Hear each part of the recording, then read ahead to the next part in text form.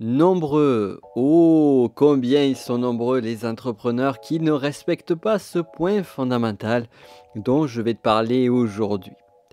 Un point fondamental qui, depuis quelques mois, m'a permis également de passer un nouveau palier dans mon activité entrepreneuriale. Et le pire dans tout ça, c'est que j'aurais pu le mettre en application depuis très longtemps déjà. De quoi est-ce que je parle? Quel est le fond du sujet? Quel est le point essentiel que tu vas devoir découvrir et mettre en application au travers de cet épisode? Eh bien, c'est ce que nous allons voir ensemble. Je te souhaite la bienvenue sur le podcast du business de la connaissance. Je suis Nico Pen, l'auteur de ce podcast, entrepreneur philosophe, et nous sommes ici pour justement parler de tout cela.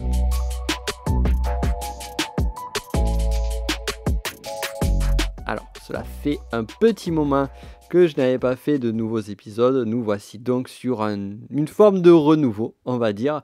Et justement, la raison fondamentale pour laquelle je n'ai pas fait de nouveaux épisodes est entièrement, totalement liée avec ce principe simple, ce principe fondamental que tout entrepreneur devrait mettre en application et que donc j'ai mis en application.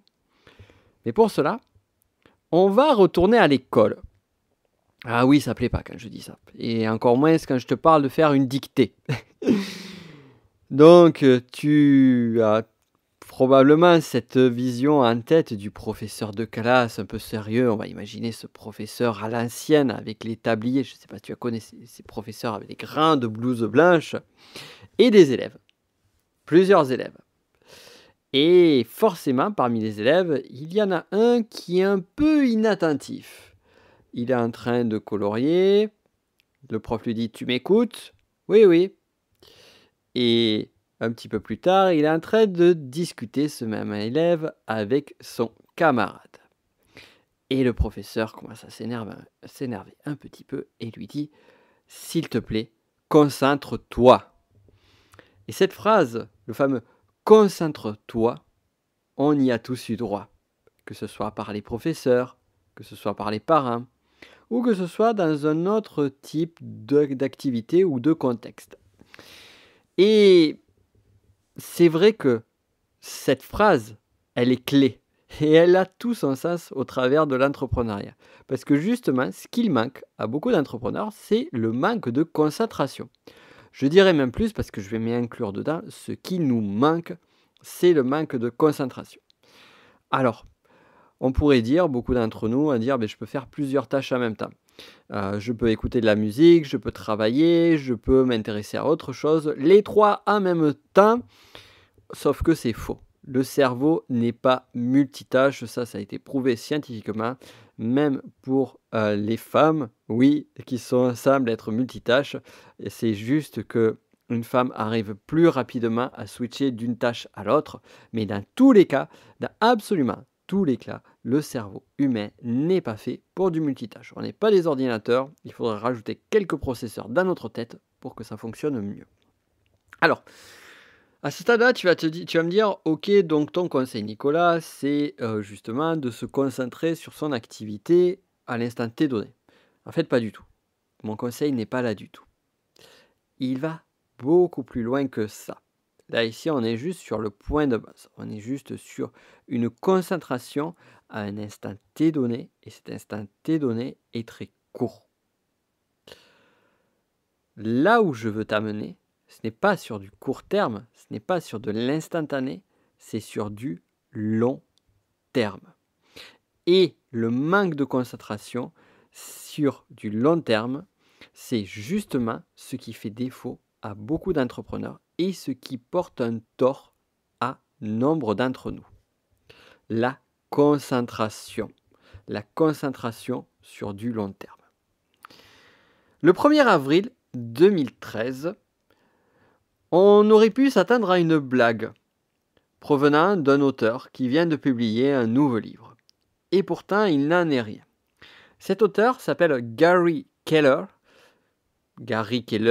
pour les francophones. Et cet homme est un entrepreneur spécialiste de l'immobilier. Il a déjà quelques livres à son appui. Et il vient tout juste de sortir un livre qui plus tard va devenir un best-seller et une référence de son domaine. Alors son domaine c'est quoi? Loin de l'immobilier, on va dire plutôt de façon plus globale que l'immobilier, c'est l'entrepreneuriat. Et le livre de Gary Keller s'appelle The One Thing. La seule et unique chose. Donc c'est pas la traduction française, tu le retrouveras sur The One Thing. Il y a un sous-titre en français dont je n'ai pas le nom, dont je n'ai plus le nom. Et que nous dit cet auteur? En fait, il nous dit sur son livre, alors je vais te faire un résumé, une synthèse en 2 phrases. Et il nous dit tout simplement, arrête de t'éparpiller sur plein de trucs, concentre-toi sur une seule et unique activité et vas-y à fond. Bon, conseil très simple sur le livre, c'est un peu plus détaillé que cela, mais le fond et l'essence plutôt du livre, elle est là. C'est le focus.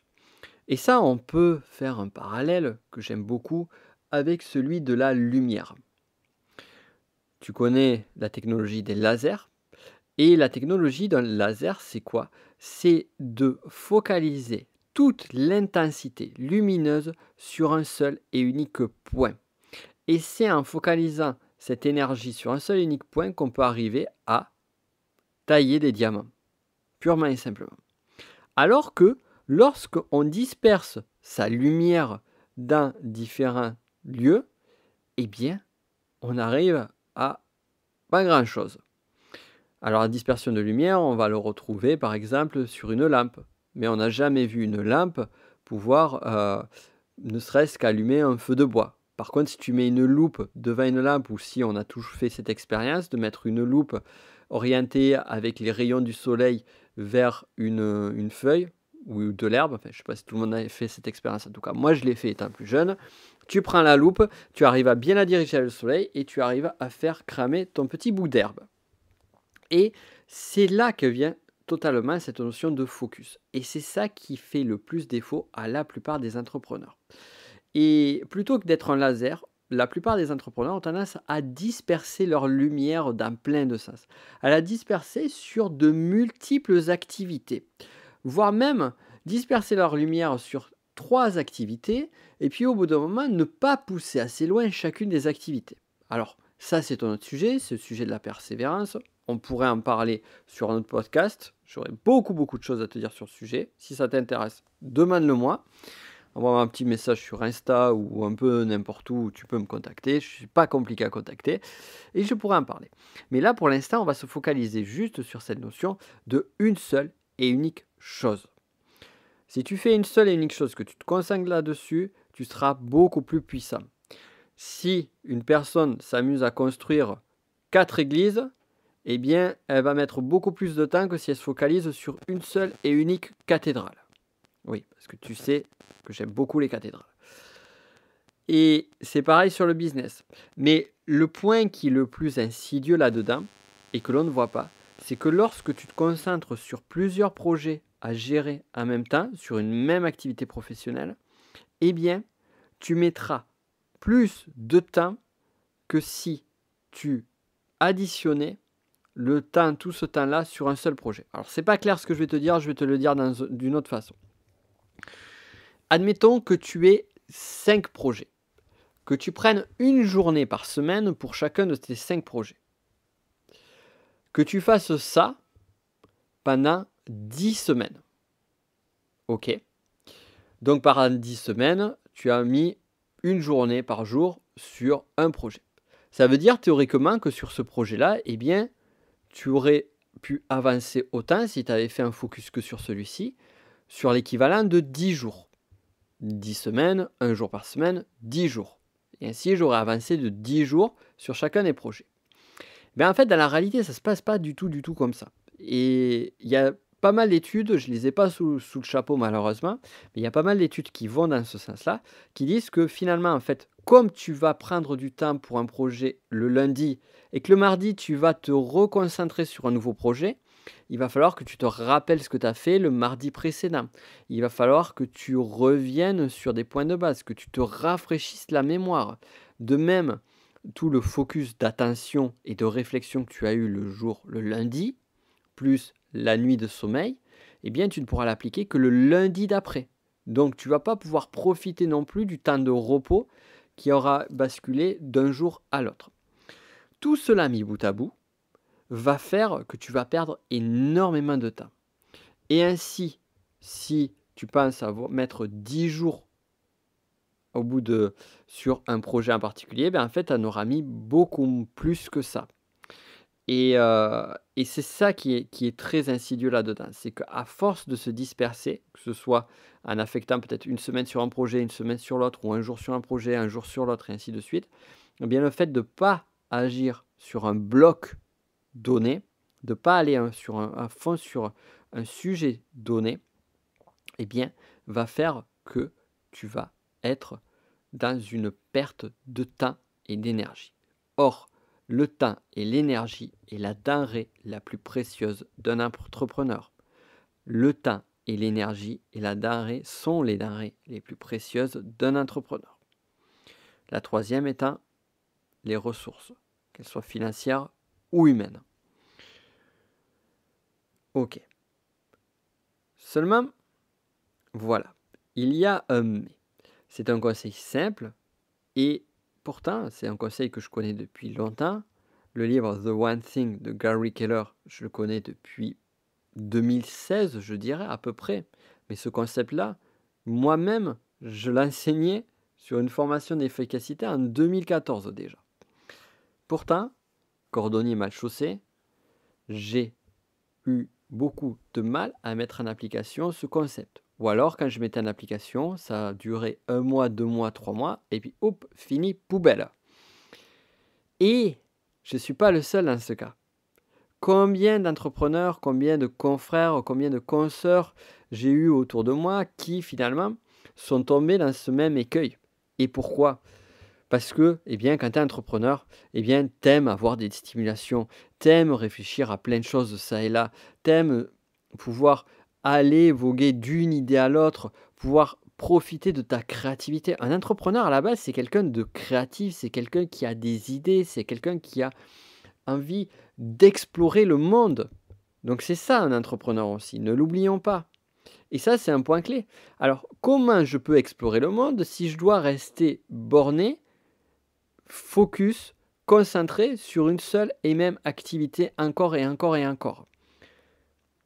C'est vrai ça, parce que finalement, on voit beaucoup d'entrepreneurs sont des personnes qui ont fui le salariat. Pourquoi ? Eh bien parce que justement, cette condition de salarié, de toujours faire des activités qui sont récurrentes. Alors je ne dis pas que tous les salariés sont dans cette situation de là. Ça, loin, loin de moi, cette idée-là. Cependant, souvent, un entrepreneur va pouvoir sortir du salariat parce il ressent une forme d'ennui. Et cette multiplicité, cette créativité de l'entrepreneur l'aide à sortir de cet ennui. De même, on a un autre point qui est beaucoup plus subtil, même un peu plus sournois. C'est le point lié à l'émotion de la peur.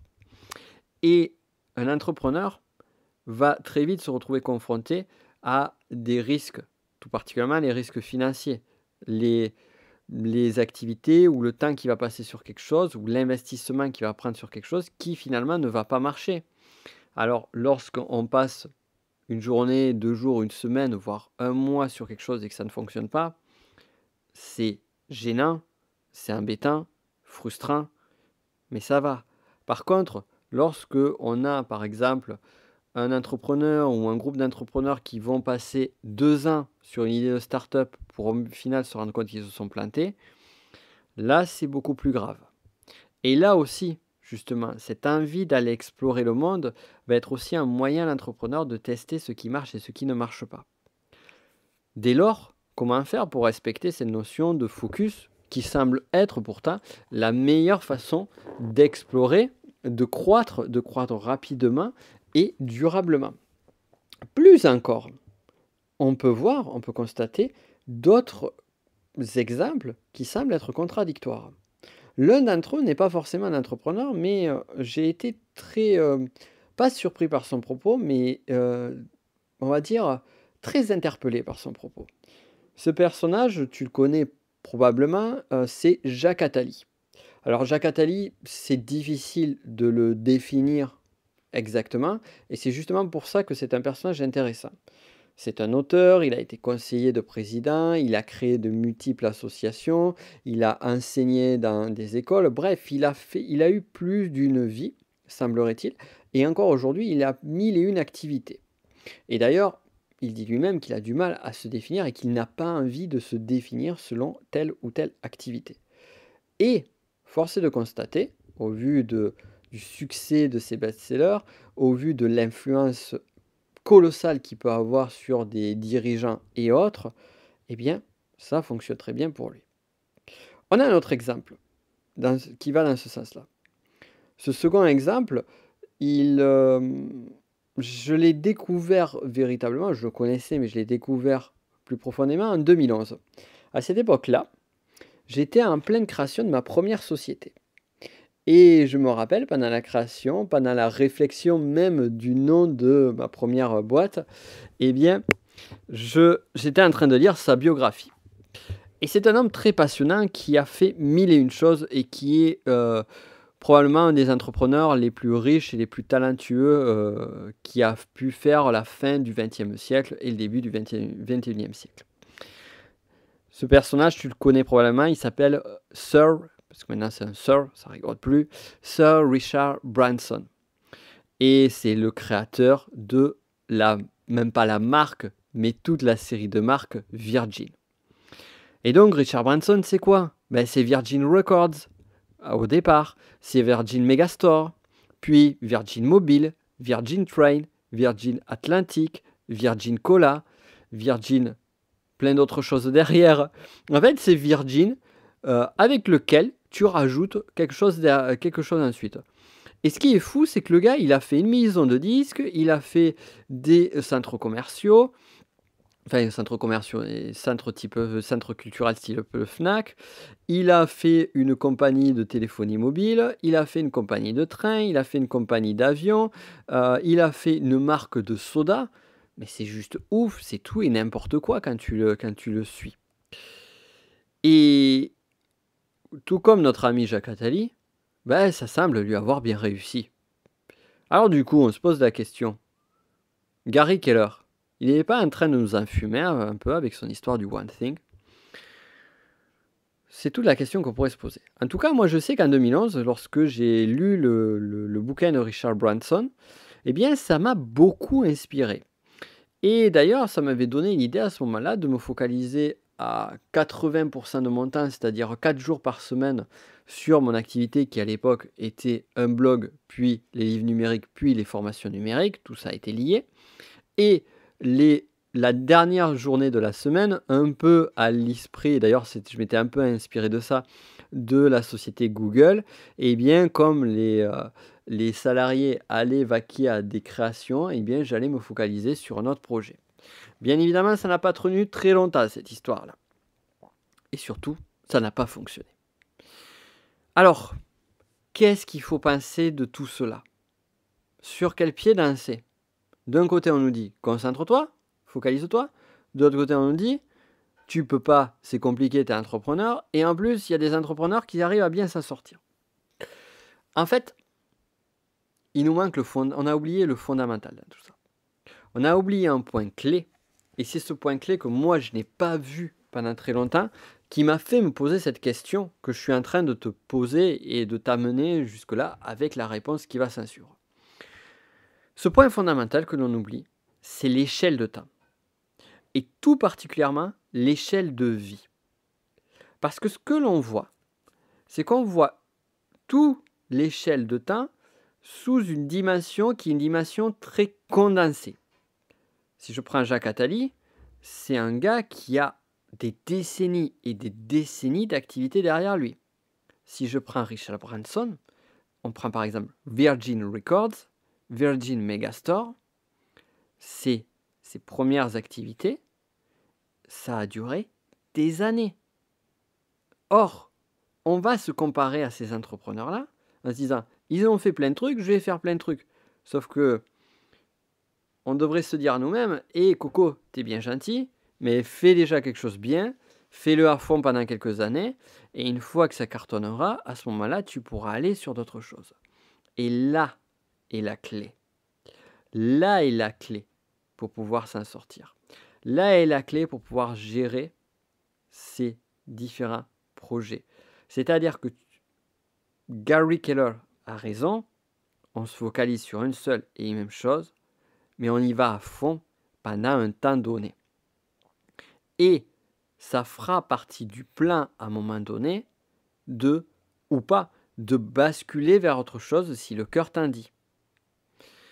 Et je crois qu'on oublie vraiment cette notion-là. Déjà, d'y aller à fond, mais véritablement à fond, de mettre tout ce qu'on a sur un seul et unique projet. Et en plus de ça, de voir l'après, et l'après qui est, à un moment donné, eh bien, ce projet va arriver à un stade qui sera un stade de maturité. Quel est ce stade de maturité? Je vais t'en parler maintenant. Peut-être que tu n'y es pas encore ou peut-être que tu y arrives, mais c'est bien que je te donne ça. Ça va te permettre à mieux comprendre l'exemple justement de Richard Branson.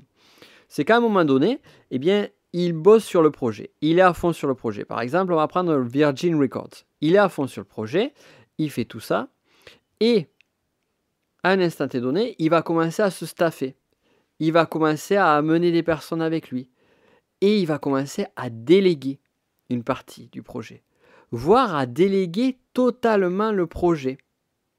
Et à ce moment-là, une fois que le projet tourne tout seul, eh bien là, on peut s'occuper d'un autre projet. On pourrait le voir aussi comme un enfant. Tu vois, un enfant, lorsqu'il naît, il ne peut pas se gérer tout seul. On doit lui donner à manger au début. On doit lui nettoyer les couches. On doit s'occuper de lui en permanence, en quasi-permanence. Puis à un moment donné, il va commencer à avoir un petit peu d'indépendance. Il va commencer à faire pipi au pot. Il va commencer à pouvoir progressivement manger un petit peu tout seul, avec de l'aide de temps en temps. Puis, jusqu'au bout de quelques années, devenir petit à petit plus autonome.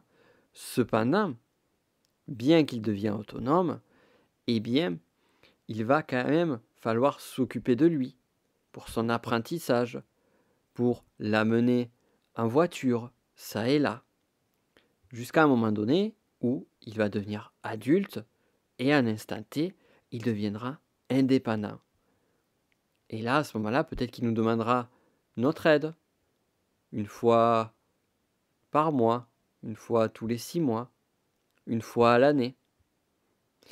Et un projet, quel qu'il soit, c'est la même chose. Au départ de ce projet, il a besoin de notre attention totale, tel un petit bébé. Puis progressivement, on va commencer à un stade de maturité qui va prendre plusieurs mois.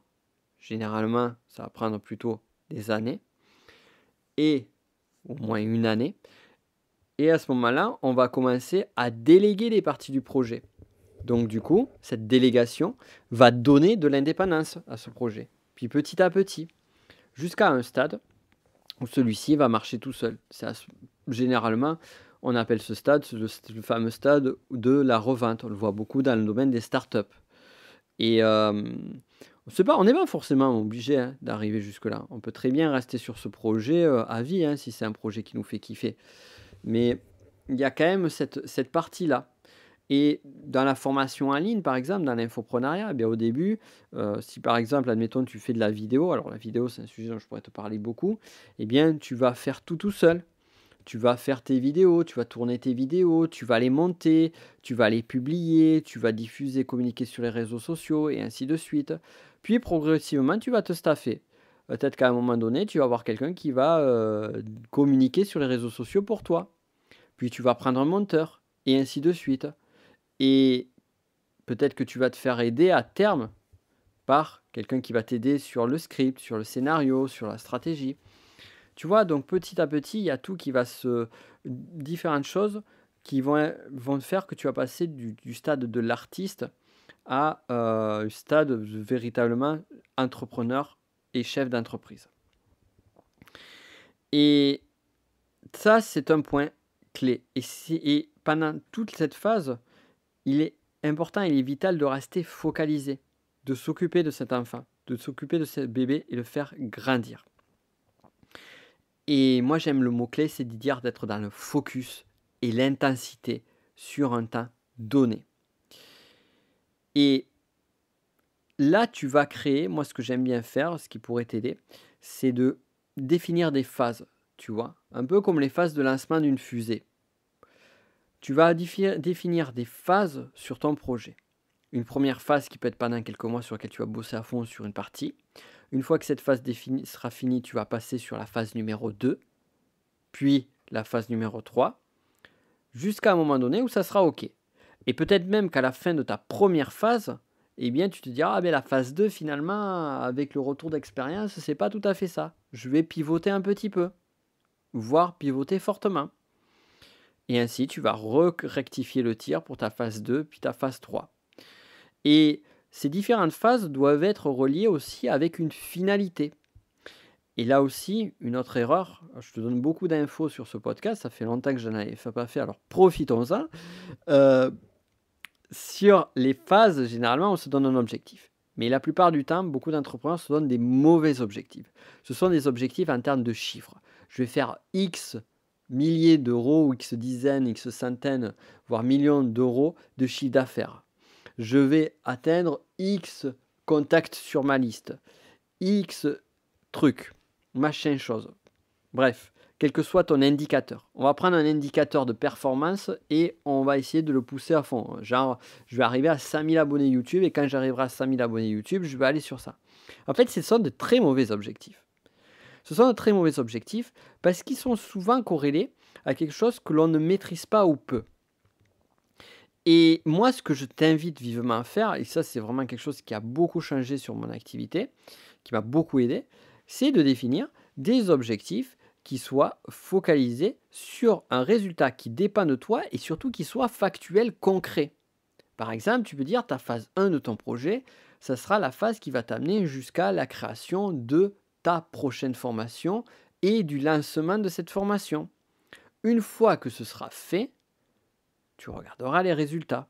Et ensuite, tu pourras définir ou redéfinir la phase numéro 2, qui sera peut-être continuer sur cette voie, changer les choses ou proposer du contenu ou des formations complémentaires. Bref, peu importe, ça dépend de la stratégie.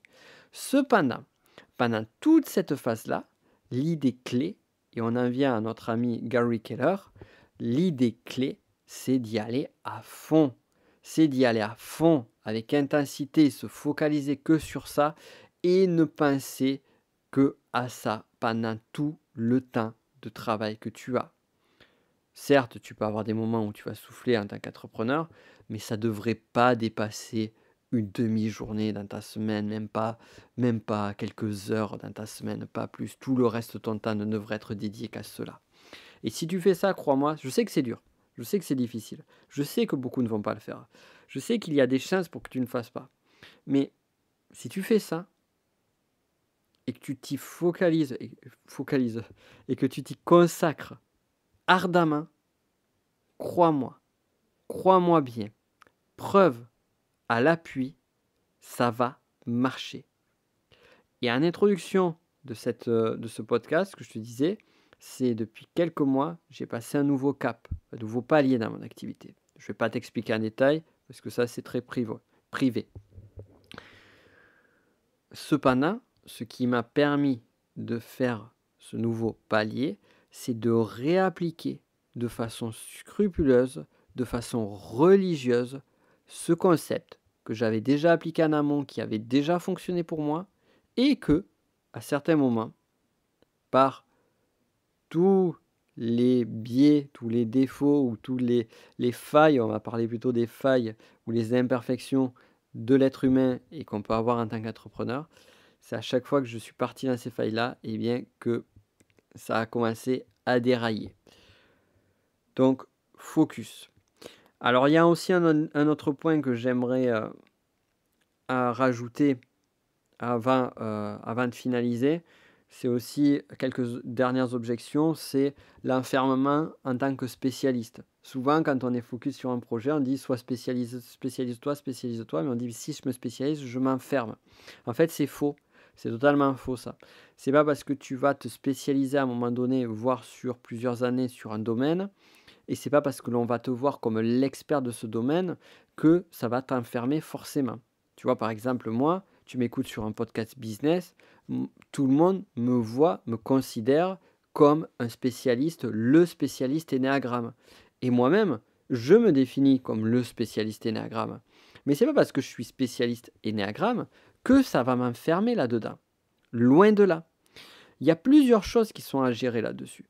Déjà, c'est de mettre en place l'interconnectivité entre les différents aspects de ton activité. Tu pourrais te dire par exemple, business de la connaissance et Enneagramme, ça n'a absolument rien à voir. Or, c'est totalement faux. C'est totalement faux. Enfin, c'est vrai. Factuellement, extérieurement, c'est vrai. Mais si on regarde ma stratégie entrepreneuriale, si on regarde ma façon de faire l'entrepreneuriat, tout a un sens et tout est connecté. Et ça, c'est le second point sur lequel je veux aller avec toi. C'est que si tu as une ultra stimulation sur plein de sujets, certes, tu peux ouvrir à un moment donné, ou dès que tu as fini une phase sur ton activité, peut-être travailler sur un autre pan de ton activité. Cependant, veille à toujours avoir une connexion, à toujours avoir un lien sur différents secteurs de ton activité. Je vais te prendre un autre exemple, un ultime exemple me concernant. C'est dans mon activité, je m'intéresse beaucoup, personnellement, à tout l'aspect investissement, immobilier, financier et autres. Je ne suis pas un expert du domaine, loin de là. Mais ça m'intéresse, ça me passionne. Et cette partie d'investissement, je la vois en total lien avec mon activité parce que ça vient se loger à un endroit qui est complémentaire et qui a un lien avec une vision long terme de mon activité. Et c'est cette vision de long terme qui prime. Et c'est cette vision de long terme qui me permet aussi de définir mes objectifs, qui me permet de définir la cohérence de toutes les entités, de tout ce que je fais. Et c'est ça en fait qui va te permettre de définir le focus. Donc, comment définir ce focus? Comment définir ce one thing sur lequel tu vas te mettre à fond? Eh bien, c'est très simple, bien que cela prenne du temps. Enfin, cela prend un temps, mais un temps chouette. Tu vas te poser dans un café. Tu vas te mettre dans un endroit sympa. Peu importe où. Tu vas te prendre genre une journée, une semaine de vacances. Moi, c'est ce que j'ai fait début janvier. Je suis parti une semaine en vacances au nord du Chili, dans un endroit magnifique, avec des montagnes très asséchées, un lieu juste génial. Bon, bref, pas besoin d'aller jusque-là pour prendre des vacances. Mais en tout cas, j'ai fait en sorte de me trouver un lieu agréable. Et sur ce lieu agréable, j'ai réfléchi, j'ai travaillé, j'ai planifié ma stratégie sur l'année. Et même cette stratégie, même si elle allait sur l'année, elle avait une direction, elle avait un focus qui était sur plusieurs années plus loin. Donc ce qui veut dire, c'est que tout ce que j'ai mis à ce moment-là était lié à une vision qui était au moins une vision à 5 ans. Alors même dans mon cas, j'avais un but sur 10 ans. Bien que le but, je dois t'avouer, il reste assez vague, et c'est normal, il y a quand même cette vision. Et premier point, tu te mets une vision long terme puissante, comme celle-ci. De cette vision long terme puissante, tu vas définir les premiers steps, la première phase de ta fusée, du lancement de ta fusée. Et cette première phase, elle doit se faire sur au moins 2, 3, 4, voire 6 mois. Moi, j'aime bien on va dire la temporalité de 3 mois, avec de la flexibilité, bien sûr. Quand je dis 3 mois, ça peut être 4 mois, 5 mois, c'est bon. La rigidité qu'on peut se fixer et dire il faut absolument 3 mois, si je fais pas 3 mois, je suis un loser et tout ça, c'est bon, hein, on laisse ça de côté, ça sert à rien. Ça sert à rien juste à nous stresser un peu plus. Donc tu vas me faire ça et crois-moi que ça va vraiment, vraiment, vraiment pouvoir t'aider. Je vais donc te laisser là-dessus. Je vais donc te laisser avec cette réflexion et je vais te laisser songer à tout cela. Songer à notre ami Richard Branson que finalement, quand on regarde un petit peu plus loin, eh bien, c'est quelqu'un qui se focalise à fond sur un projet, qui va à fond par l'instant T donné et c'est pour cela que ça marche. Se voir justement aussi à chaque fois que tu as échoué, à chaque fois que tu t'es planté parce que tu es allé sur mille et une directions différentes, voir tous ceux autour de toi qui sont des espèces de jongleurs avec 3, 4, 5, 6 balles en l'air et tu sais pas véritablement ce qu'ils font, eux-mêmes ne savent pas véritablement ce qu'ils font et qui créent plus de confusion qu'autre chose. Et regarde ceux qui se focalisent à fond sur quelque chose et à chaque fois que tu t'es focalisé à fond sur quelque chose et ensuite, et enfin, c'est peut-être le plus dur mais aussi le plus important, le plus crucial, c'est sois autodiscipliné. Crée-toi cette discipline-là de rester focalisé. Tant que tu n'es pas arrivé jusqu'à ton objectif, qui celui-ci sera factuel, concret, matériel et tangible, eh bien, tu n'arrêtes pas. Tu y vas, tu y vas, tu y vas. Et crois-moi que cette façon de faire, c'est pas une stratégie même, j'allais dire cette stratégie, cette vision, cette approche, elle va être gagnante, à coup sûr. Je te laisse donc réfléchir là-dessus. Je t'invite également, si tu as aimé ce podcast, à t'abonner à Business de la Connaissance pour d'autres épisodes, parce que bien évidemment qu'il va y avoir d'autres épisodes qui vont sortir et je te réserve des épisodes de très grande qualité. Donc on va focaliser toujours sur la qualité plutôt que sur la quantité ici. On n'est pas là pour remplir, on est là pour apporter du contenu et du contenu de grande valeur. Donc c'est mon but. Donc abonne-toi si ce n'est pas déjà fait. Partage ce podcast autour de toi à des entrepreneurs qui auraient bien besoin d'être plus concentrés.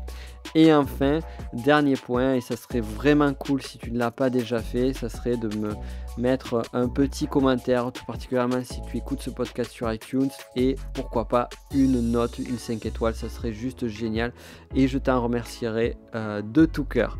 Je te souhaite le meilleur dans ton aventure et à très vite pour d'autres conseils. Ciao.